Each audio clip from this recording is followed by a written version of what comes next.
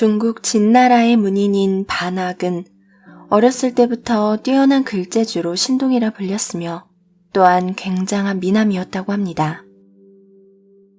그는 권세가인 가밀에게 잘 보이기 위해 밖에서 그가 외출하기를 기다리고 있다가 수레에 먼지가 일어나는 것을 보면 그 즉시 허리를 굽혀 절을 했다고 합니다. 이 고사에서 말미암아 먼지를 보며 절을 한다는 뜻의 망진이배는 곧 명리를 쫓아 욕심을 부린다는 뜻을 의미하게 되었고 여기서 확대되어 자주 찾아뵙고 인사드린다는 의미로도 쓰이게 되었습니다. 반학은 결국 같은 무리였던 손수의 무고로 주살되고 말았으니 권세가를 구차히 아첨하고 섬겨서 얻은 결과는 늘 그렇듯이 그 끝이 좋은 경우가 드뭅니다. 그러므로 자신이 원하는 것을 차지하기 위해 수단과 방법을 가리지 않는 태도에 대해 늘 경계심을 가져야 하니 그 화가 언젠가는 자신에게 반드시 돌아오기 때문입니다.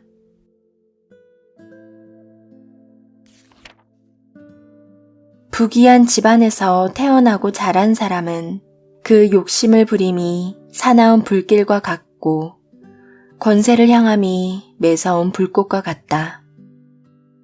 만일 조금이라도 차갑고 냉정한 기운을 가지고 있지 않으면 그 불꽃이 다른 사람을 태우는 데까지 이르지 않을지 몰라도 반드시 자신을 태우게 될 것이다. 책은담 전집 100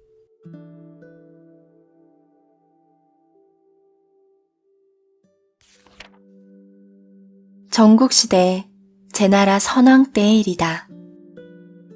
맹자는 그곳에서 왕도 정치의 실현이라는 뜻을 이루고자 수년간 머물렀으나 그 뜻을 이루지 못했다.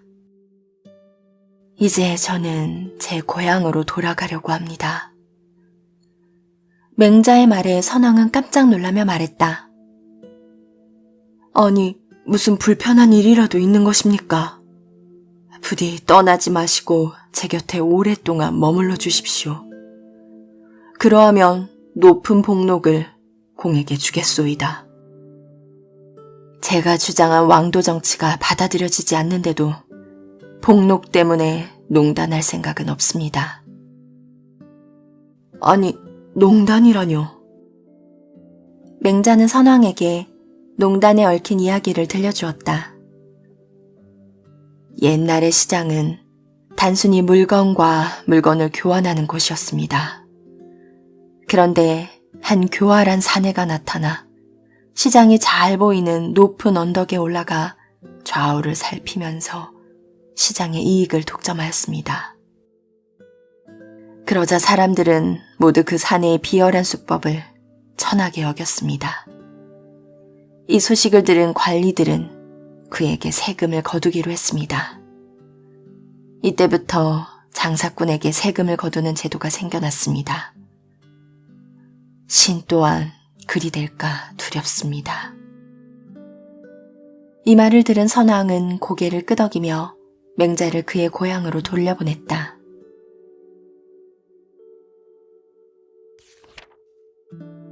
농단 언덕롱 끈을 탄 높이 솟아있는 언덕이라는 뜻으로 재물을 독차지함을 의미한다.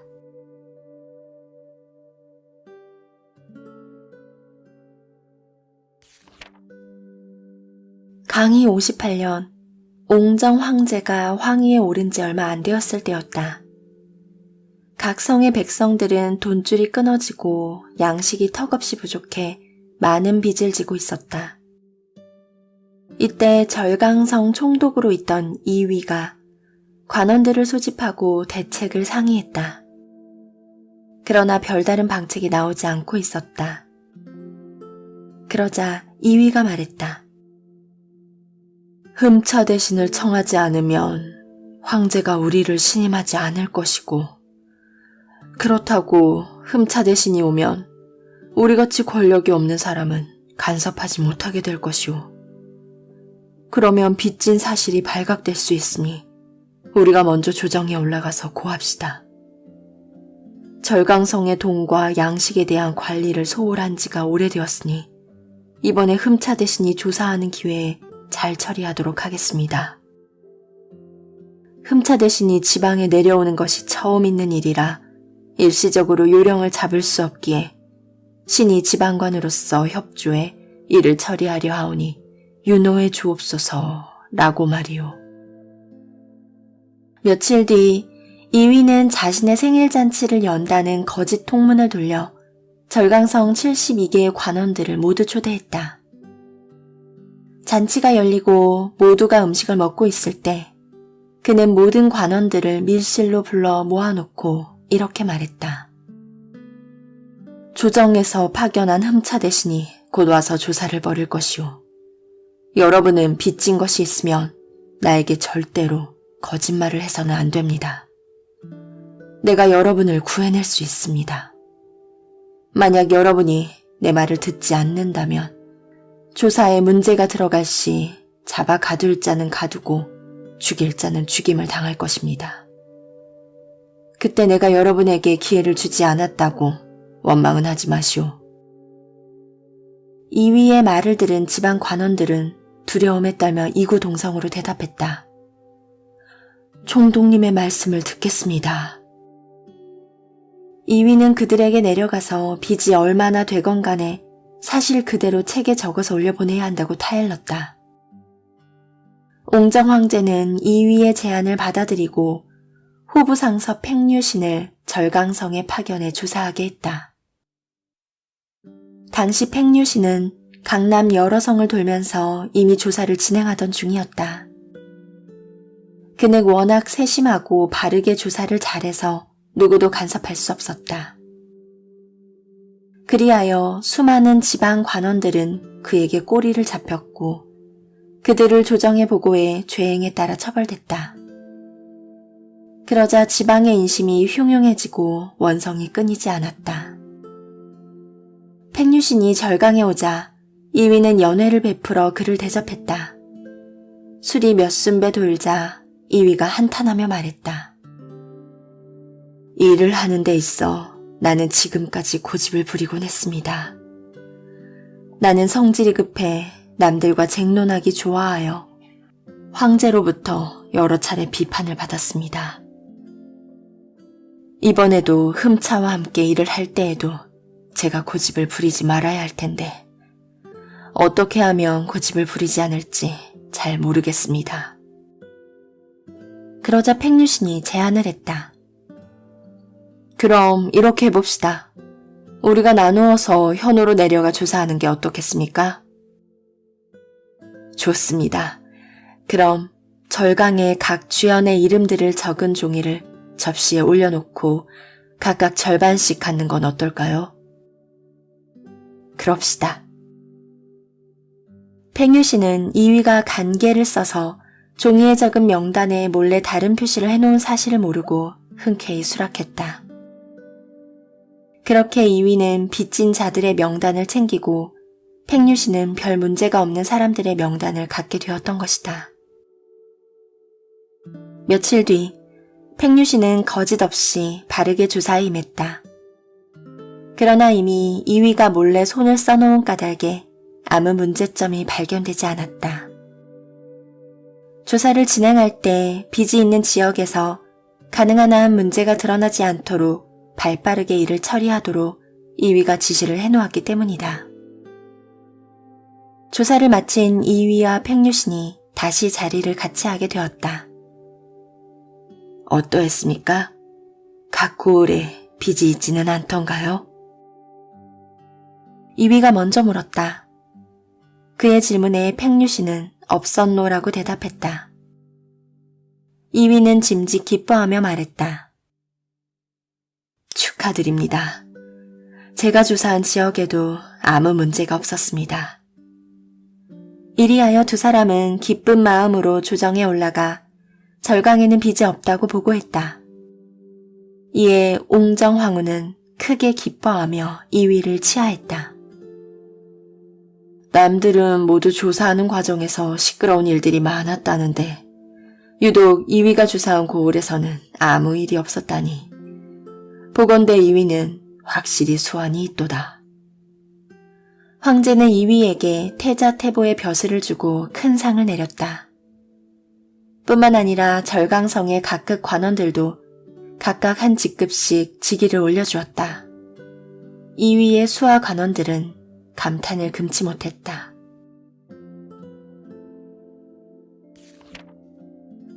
귀국자는 말했다. 상대방이 좋아하는 것이 있으면 그것을 배워서 따라주고 상대방이 싫어하는 것이 있으면 그것을 피해 말하지 말아야 한다.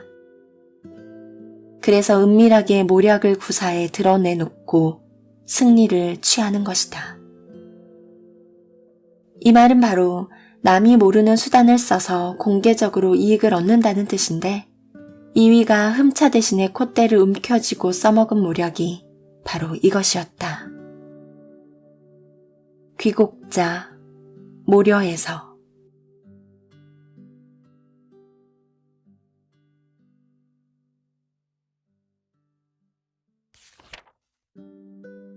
중국 당나라 때 누사덕은 지방관이 되어 떠나는 자신의 아우에게 어떠한 일을 겪어도 인내해야 할 것을 당부하였습니다. 아우는 내 얼굴에 침을 뱉는 사람이 있다면 그냥 닦아버리고 말겠습니다.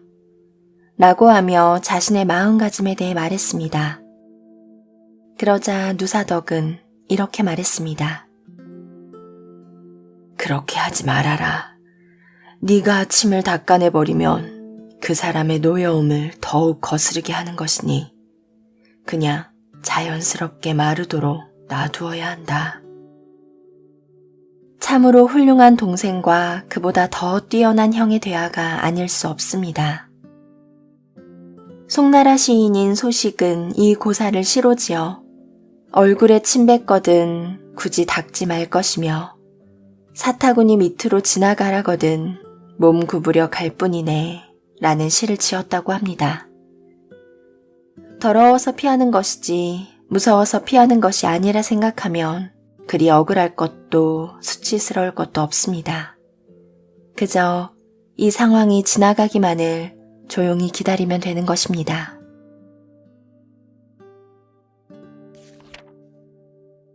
옛말에 이르기를 산에 오를 때는 험한 길을 버텨야 하고 눈길을 밟을 때는 위험한 다리를 조심해야 한다고 하였다.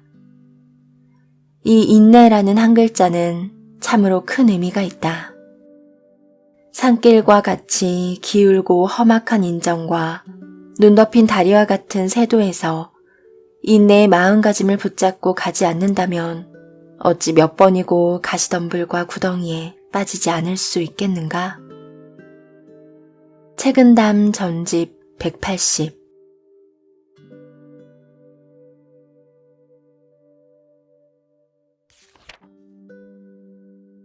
배를 타고 강을 건너다 빈 배가 와서 부딪히면 아무리 성질이 나쁜 사람이라도 화를 내지 않을 것이다. 그러나 그 배에 한 사람이라도 타고 있었다면 부딪히려 할 때 그에게 피하라고 소리칠 것이다. 그런데 처음 소리쳤을 때 그가 듣지 않고 다시 소리쳐도 듣지 않았다. 그러면 세 번째 소리를 지를 때는 온갖 욕을 퍼부을 것이다. 아까는 화를 내지 않았는데 지금은 화를 내는 까닭은 아까는 빈 배였고 지금은 배에 사람이 있기 때문이다. 사람이 만약 빈 배처럼 자기를 비우고 세상에서 논인다면 누가 그를 해칠 수 있겠는가? 우리는 빈배 같은 상태를 배워야 한다. 다른 사람과의 관계 속에서 자아에 대한 집착이 없다면 성공해도 들뜨지 않고 실패해도 속상하지 않다.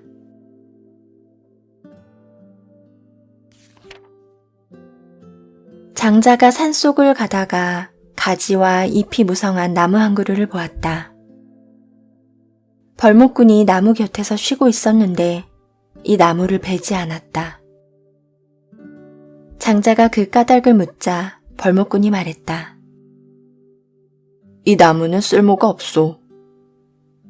장자가 제자에게 말했다. 이 나무는 제목이 아니기 때문에 자기의 수명을 누릴 수 있는 것이다. 장자 일행이 산에서 내려와 친구 집에 머물게 되었다. 친구가 매우 기뻐하며 어린 하인에게 거위를 잡아 손님 대접을 하라고 했다. 그러자 어린 하인이 물었다. 한 놈은 울고 한 놈은 울지 못합니다. 어느 놈을 잡을까요? 울지 못하는 놈을 잡아라. 다음 날 제자가 장자에게 물었다. 어제 산속에 있던 나무는 제목이 아니어서 천수를 누렸는데 지금 주인의 거위는 쓸모가 없어서 죽었습니다. 선생님께서는 유용과 무용 중 어느 곳에 자처하시겠습니까? 그러자 장자가 웃으면서 대답했다. 나는 유용과 무용의 중간에 있겠네. 유용과 무용 중 어느 것이 비교적 안전한지 판단하려면 상황과 이치를 따지는 능력과 임기응변의 대처 능력이 필요하다. 고든 나무가 먼저 베이고 맛 좋은 우물이 먼저 마른다. 인간 세상의 경우도 만남이 있으면 이별이 있고 성공이 있으면 실패가 있으며 너무 강하면 좌절을 겪고 너무 잘나면 비난을 받고 무언가를 하려고 하면 손해를 보게 된다. 간단히 말해 얻는 게 있으면 잃는 게 있는 법이다. 그러므로 무엇보다 득실을 따지는 마음을 없애야 한다. 이 원칙이 바로 허기 이웃에, 즉 자기를 비워 세상을 논이는 것이다.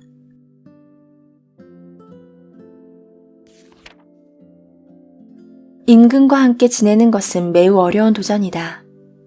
장자 전자방에서 주나라 문왕이 장이라는 고을에서 한 노인을 만나고 나서 그를 스승으로 모셨다. 문왕이 그를 등용하여 정사를 맡기려 하자 노인은 아무 대답도 하지 않고 사양했다. 장자 덕충부에도 이와 비슷한 내용이 나온다. 노나라 애공이 위나라의 에타타라는 추남에게 정사를 맡기려 하자 그 역시도 아무 대답도 하지 않고 사양했다. 그들은 어떻게 이렇게 할 수 있었을까? 바로 아집을 버렸기 때문이다.